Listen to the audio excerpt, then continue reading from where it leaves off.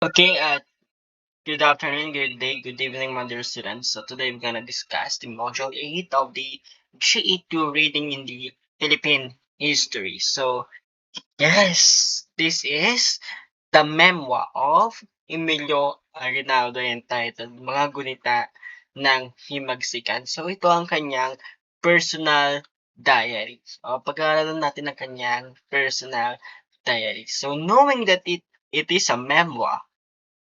Is this a primary or secondary source? Primary or secondary? Yes, this is a primary source derived from the memories, experience, and true to life story of Emilio Aguinaldo, our first president. No? Okay. So before we derive to the content of the book, let's first know the background of the author. So, background of the author. Yes, the writer itself is General Emilio Aguinaldo E. Fami, was born on March 22, 1869 in Kawit, Cavite, son of Carlos Aguinaldo and Trinidad Fami, a Chinese mestizo couple with 8 children, which Emilio was the seventh. So, pangpito sa 8 magkakapatid itong si Emilio Aguinaldo. And there's a rumor that itong si Fami, itong si Trinidad Fami, according kay Humberto Campo, was the culprit behind the assassination of Luna, yung Antonio Luna, si General Antonio Luna, no? Si yes, hindi daw si Aguinaldo ang nagpapatay kay Luna, kundi yung kanyang nanay. Yes. Maybe that's because of motherly love or maybe nakikita niya na itong si Luna ay magbibigay ng danger sa kanyang anak or that could affect the political position of his son kaya inunahan niya, no? Kasi there's a rumors before, may mga sabi-sabi na according to some historians na kapag nanalo tayo during the war of the Americans, because of the tactic. Meron kasing plano noon si Luna, no? At alam naman natin kung gaano katalino si Luna when it comes to war. May plano siya. Kung napanood niyo yung kanyang movie, Antonio Luna. Yes, meron siyang plano. Yung magtatayo ng kampo sa Cordillera. Kaso hindi yun natupad kasi, yes, itong si Aguinaldo, tinawag niya si Luna sa kabanatuan, no? Tinawag niya doon para sa isang meeting. Kaso pagdating doon ni Luna, yung nakita niya doon yung mga kalaban niya, inambush siya. No? Kaya yun, yes, namatay si Luna. Kawawa naman. Okay.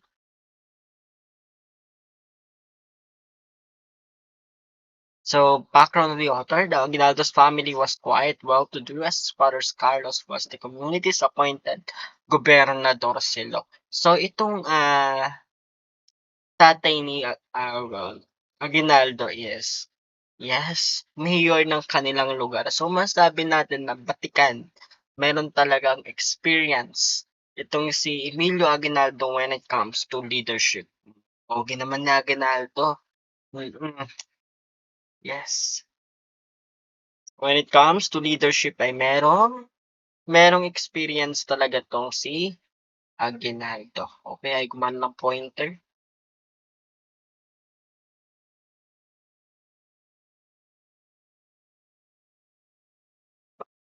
So, he attended high school at Colegio de San Juan de Letran, but he had to stop because of his father's death. Kaso nga, during at his young age, namatay ang kanyang tatay. Then, because of that, kailangan niya mag-step back or took the responsibility of helping his mother run their farm. So, by that, we can conclude na may kayang pamilya talaga itong sila Aguinaldo. Yes, not only that, they also have a mansion. May mansion sila, no? Mm-mm. Yes, okey naman sana 'tong sa Aguinaldo kaso marami kasing mga issues yung, nadawit sa kanyang name like yung, issue ni Andres Bonifacio and ni Antonio Luna. Antonio Luna was died, um, June 1899 tapos 'to naman si ano is yes, Mayo G's. Mayo G's 1897.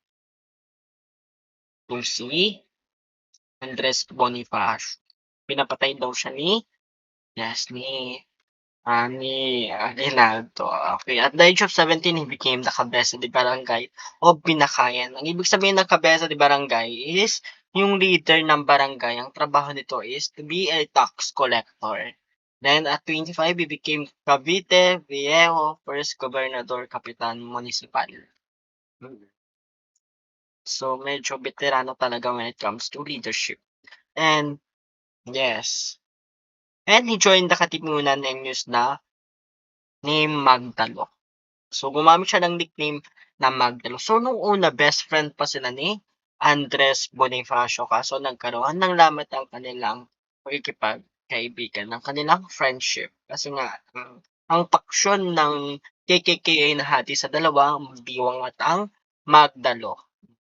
Ang Magdalo ay pinamumunuan nila Aguinaldo na kanyang tiyo. Tapos si ano naman, ang Magdiwang ay pinamumunuan ni Mariano Alvarez. Pinamumunuan ni Mariano Alvarez. Ang Magdiwang ay ang isang paksyon ng Katipunan sa Cavite. Tapos ang Magdalo ay isang paksyon din ng Katipunan sa Cavite na pinamumunuan nitong ni Aguinaldo. Yan. Yes. So itong si Aguinaldo, balikan lang natin is pinanganak March 22. And also, during the Tejeros Convention, nangyari yan March 22 din, no? March 22, 1897 kasi nasabi yung kanyang pagka-presidente ay niregalo daw sa kanya. He became the president.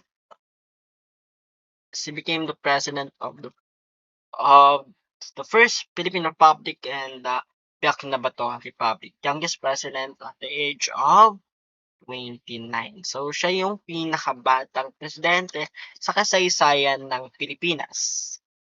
Pero ito ay hindi kinikilala ng mga Amerikano.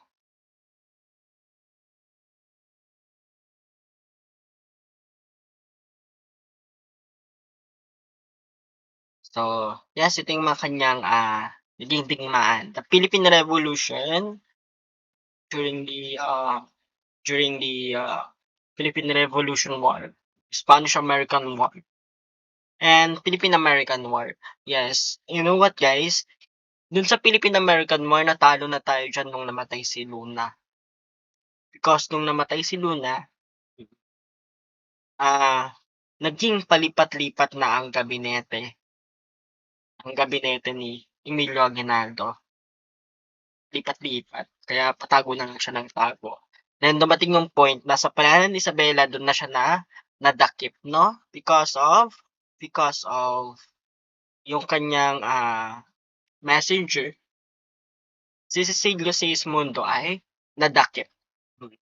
Sa tulong ng mga makabebe, si Emilio Aguinaldo ay nadakip sa panahon ni Isabela. Maraming buhay yung namatay because of him. Also si Gregorio del Pilar. In order to save Emilio Aguinaldo, nagpaiwan siya sa Tirad Pass. Nagpaiwan to buy some time, no, para makatakas lang itong si Emilio Aguinaldo, to buy some time. So during that war, namatay itong si Goyo because Monario Galot, a native, yes, tinuro niya yung daan sa likod ng bundok. At yun, dahil doon natalo itong si Goyo. Tinuro niya yung daan sa likod ng bundok. Kasi yung Tirad Pass, isa lang yung masakit na daanan. So, yung mga Amerikano hindi sila makakapag-advance. So, habang nasa daanan sila, binabaril sila ng mga Pilipino kasi nga nalaman yung sekretong daan. And nung namatay si Goyo, Yes, nung namatay si Goyo wala na, nagpalipat-lipat na ng puwesto kung saan-saang lugar na napunta si, Emilio Aguinaldo. There's rumors nga na sabi is, ah, merong isang bahay diyan sa sa Pusurugyo na kanya ring tinuluyan. Yes, kasi palipat-lipat na siya nun, just to para makatakas sa mga Amerikano. Pero itong si Emilio Aguinaldo nung nadakip siya ng mga Amerikano sumuko din naman siya, eh. Nag-pledge na siya ng kanyang katapatan. Well, ang sabi sa kanya ni Mabini, para daw ma-regain niya ang kanyang pagiging bayani, kailangan niyang mamatay sa digmaan. Pero hindi yun yung ginawa niya 'no? Yes, yes, nagtago lang siya ng nagtago ta's nung nahuli siya is sumuko siya.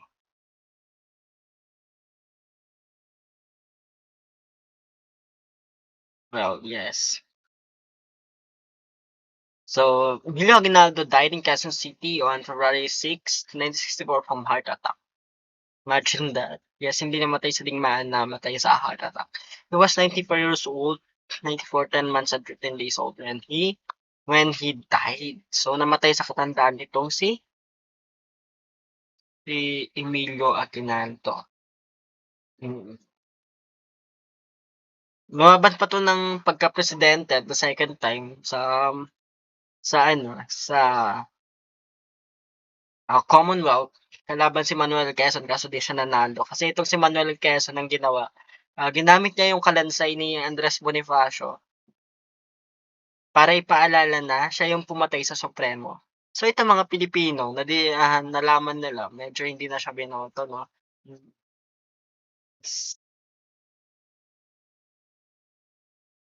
ito yung Aguinaldo's funeral.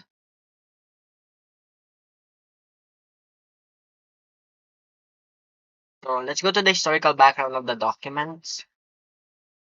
Yes, the original memoirs or memo in Tagalog was prepared by Aguinaldo in his own handwriting between 1928 to 1946. So ito ang kanyang dictionary. It was at the close of 1963 when Aguinaldo, after much deliberation, decided to publish his memoir in 1967. Well, I guess hindi na si Emilio Aguinaldo ang nag-publish ng kanyang memoir, 'no? Kasi 1964 namatay siya and 1967 na-publish, therefore hindi na siya yung nag-publish ng kanyang memoir. But this memoir is a primary source cause it was derived from the experience of Emilio Aguinaldo.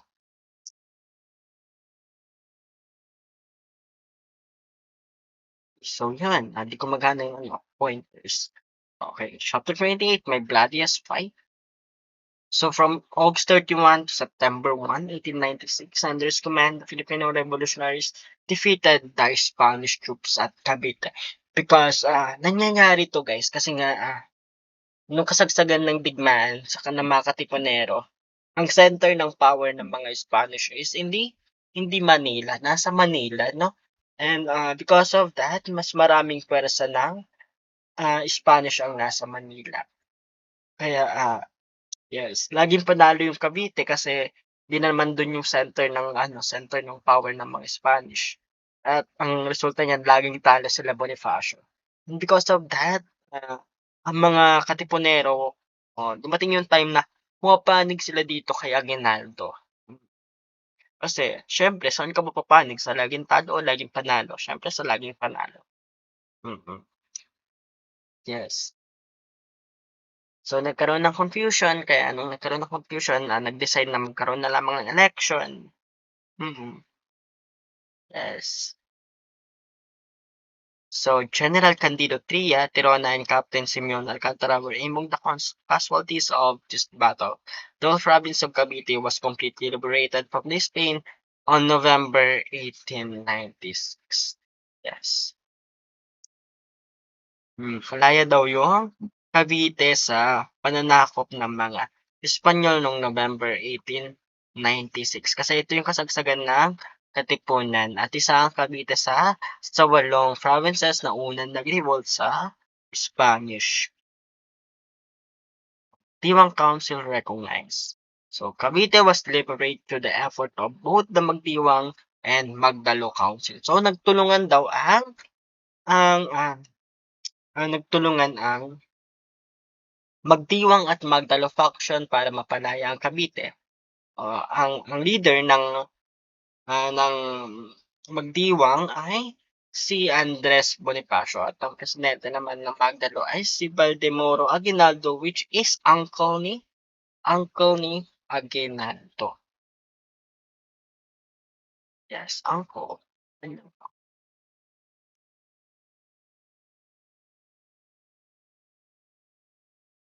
Lolo ko yung style. Yes. So sa Magdiwang, ito yung location or nasasakupan ng Magdiwang. Tandaan nyo ito ay Manila. Noveleta, San Francisco de Malabon, Rosario, Tanzanite, Ternate, Maragondon, Magallanes, Belen, Alfonso, Indan, and San Roque. Yes, medyo yung mga names ay makaluma, no? Well, some of this is nasa Cavite. Ito ay mga bayan din sa Cavite. And sa Magdalo is Cavite El Viejo, Imus, Dasmariñas, Sinang, Amateo, Mendez, Onyes, Bacoor, and Carmona. So, nagkaroon ng Magdiwang and Magdalo function sa Cavite. At meron ding Magdiwang sa Manila, no? Yes. Yes. So, ito yung Tajeros Convention. An assembly has called upon to bridge the gap between Magdiwang and Magdalo faction. The assembly turned out to be an election of leaders for the new revolutionary government. So, ang dapat daw gaganapin is aayusin yung nangyayaring gap. Pag sinasabing gap, hidwaan sa Magdiwang and Magdalo function. Kaso nga, napag-usapan na lang, napag-agrihan na lang na magkakaroon ng election para malaman kung sino ang mamumuno sa KKK. So, itong si Andres, pumayag siya. Not knowing na siya ay nasa Cavite, ito ay teritoryo ng mga Aguinaldo. At Andres Bonifacio ay nasa Tondo. Kaya there's a famous quote saying na sa'yo ang Cavite, akin ang Tondo, or vice versa. Dito yan nakuha, no? Yes, Aguinaldo was in Cavite and Andres Bonifacio is from Tondo.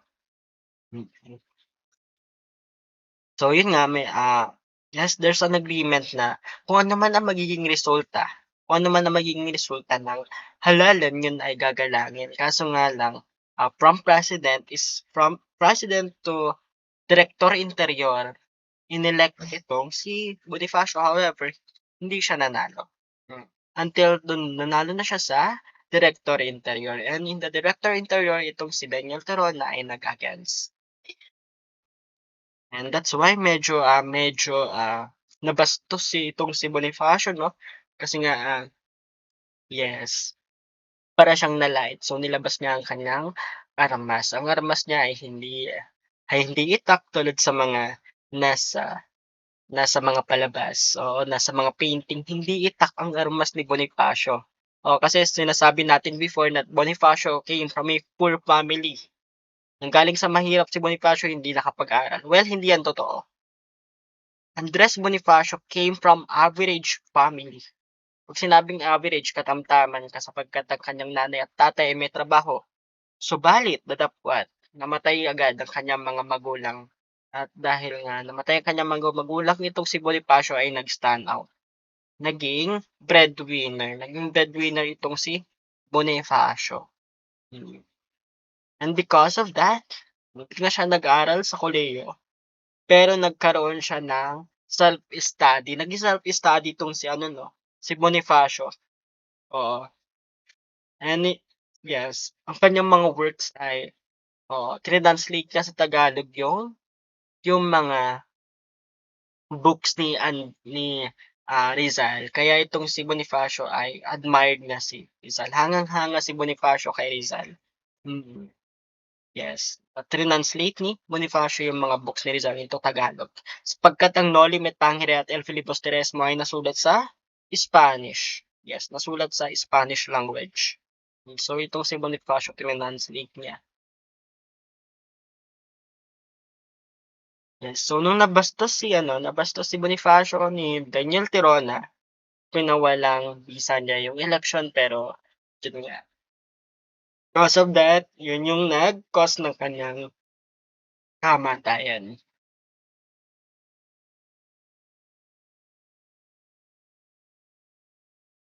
Aguinaldo was selected president while Bonifacio was elected director of the interior. So yung sabi ni Daniel Tirona, itong director interior, it should be led by someone who was, yes, who's done in schooling. Dapat daw yung taong nakapag-aral. So nabastos itong si Bonifacio. Mm. So during that election, wala talaga si Aguinaldo 'no, sa lugar na 'yon. Oo, yung si Aguinaldo ay nasa isang digmaan. Aguinaldo was at Pasong Santol in Dasmariñas on March 22, 1897. He learned of his election as presidente of the new revolutionary government. So during that time, during that election, Tejeros Convention, wala talaga si Aguinaldo pero ni-nominate siya. Kaya nga sinasabi na niregalo ay wala talaga si Aguinaldo at the event, rather, parang Bonifacio yata nagamit ko. Yes. Wala si Aguinaldo on the election, however, he was nominated as a president and won the position as a president also. Kaya nga, may mga nagsabi na niregalo yung pagka-presidente sa kanya kasi mismong birthday niya at wala siya dun. Well, hindi din natin ma-de-deny that Emilio Aguinaldo has a experience when it comes to leadership. Baka nakaapekto yun sa pagkapanalo niya. And also, it happened in Cavite. So, in Cavite, syempre, may tinatawag na baluarte system. Ang baluarte system is sa mga politiko. For example, ikaw ay taga Pangasinan. Yes. Assume mo na ikaw ay susuportahan ng mga taga Pangasinan. Oh, like the election happened last 2020. Oo, ang baluarte daw ni Marcos ay ang Solid North. Solid North is somewhere on the North Luzon. At ang baluarte naman ni Lenny ay ang Bicolandia. Oo. Yes. So, yun. Mm. Yes. Nangyari kasi sa Cavite, may baluarte system. Maaaring mabago yan kung nangyari yan sa Tondo, no? Siyempre, taga Tondo si Bonifacio. Kaso nga, hindi na natin pwedeng baguhin ang nakaraan. Nandito lamang tayo para pag-aralan. Okay? So Aguinaldo's brother, General Crispolo Aguinaldo, persuaded him to go to Tejeros to take his oath of office. So itong si Kuya, pinilit niya si Aguinaldo na mag-take ng oath. At 7 a.m. in the evening, Aguinaldo, Trias and Rego, they just took their oath of office. So itong si Trias, ito yung vice president, no?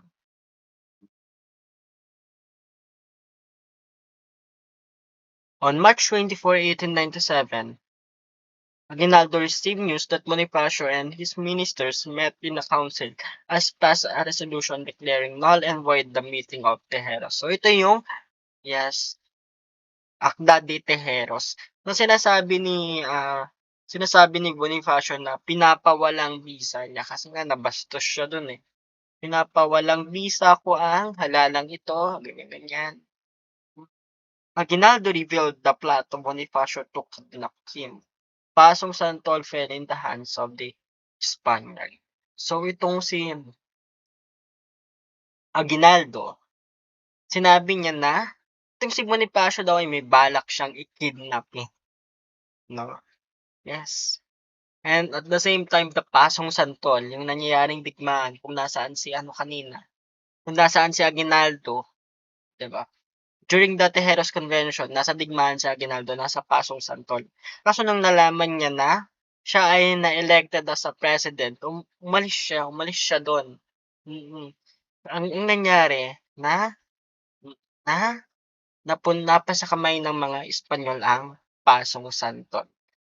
So, yung sabi ni Aguinaldo, may balak daw si Bonifacio na i-kidnap siya, pero di naman nangyari. Yes.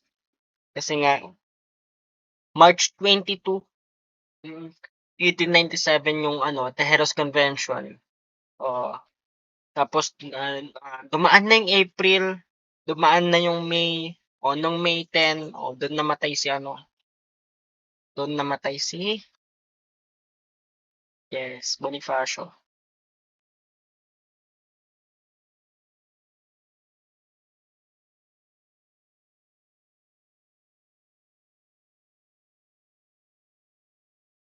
So, military court. So, Aguinaldo charges were made against the Bonifacio brother together with Procopio Bonifacio.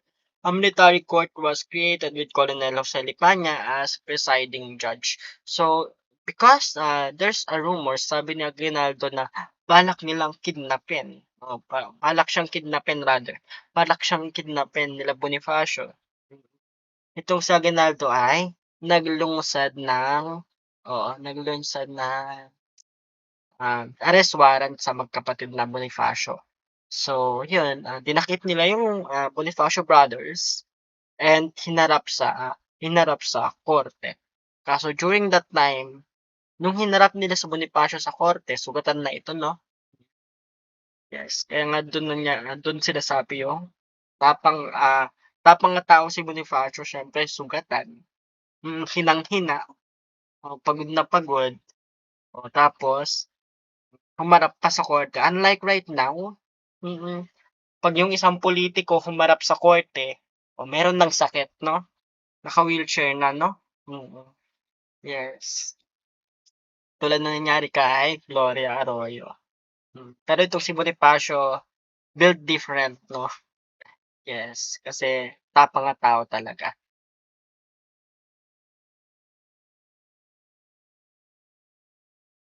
The Bonifacio brothers were found guilty and sentenced to death. Aguinaldo commuted the sentence to punishment. General Pio del Pilar and Mariano Noriel persuaded Aguinaldo to impose the original sentence. So, ganito yung nangyari. After ng paglilitis, isang araw na paglilitis or isang gabing paglilitis, guys, napatunayan na itong si Bonifacio daw ay guilty. Guilty. Guys, saglit lang yun na paglilitis, hindi pa umabot ng isang linggo yun. O kinabukasan, ah, for example, hinuli si Bonifacio ngayon, tapos kinabukasan, sentenced to death na siya. Huh? Aguinaldo commuted the sentence to banishment. Yung una, yung sabi ni Aguinaldo, i-exile nyo na lang siya. I-exile nyo na lang si Bonifacio. Itapon nyo na lang sa malayong lugar. Kaso itong si Pio del Pilar at Mariano Noriel, kinonvince nila si Aguinaldo na i-impose yung original sentence, which is to assassinate or to kill Bonifacio. Kasi sabi nila, kapag hindi mo pinatay itong si Bonifacio, ikaw ang uunahan niya. Pero nga, guys, ilang months na after the Tejeros Convention is wala namang nangyaring something kay Aguinaldo, no? Mm. There's a rumors pa nga na nung pumunta itong grupo nila Aguinaldo sa kuta nila Bonifacio, pinakain pa raw nila. Pinakain pa nila. Tapos nung after nilang magsalo-salo, bigla na lang daw pinagbabaril yung mga Bonifacio. Yes, so ito yung pirma. Hindi naman to tinanggi ni Aguinaldo na siya talaga yung pumirma para ma-execute itong dalawang magkapatid na Bonifacio. Pero when it comes to Luna's assassination is tinanggihan talaga yun ni Bonifacio, and lumabas nga sa revelation ni Ambeto Campo na yung nanay ni Aguinaldo ang nagpapatay kay Luna. contributions to the grand narrative of Philippine history. So, yes, it gives us insight into the personal thoughts and feelings of Aguinaldo, which help in a deeper understanding of Philippine history. Aguinaldo Memoirs, which is first-hand narrative of the first Philippine Republic president, which offers a different perspective and provides a basis for corroboration of other historical sources. Mhm. So, I feel sad lang kasi nakakalungkot lang about kay Bonifacio. Oo. He's one of the original founding member of the Katipunan. Isa siya sa mga original founding member of the Katipunan, pero nung lumago ang Katipunan, yung Katipunan din lang yung pumatay sa kanya, 'di ba? Ang sad. Gumawa ka ng samahan at yung samahan mo rin lang yung pumatay sa'yo. Oo, nung nagkaroon ng ibang leader yung KKK, pinatay yung dating leader.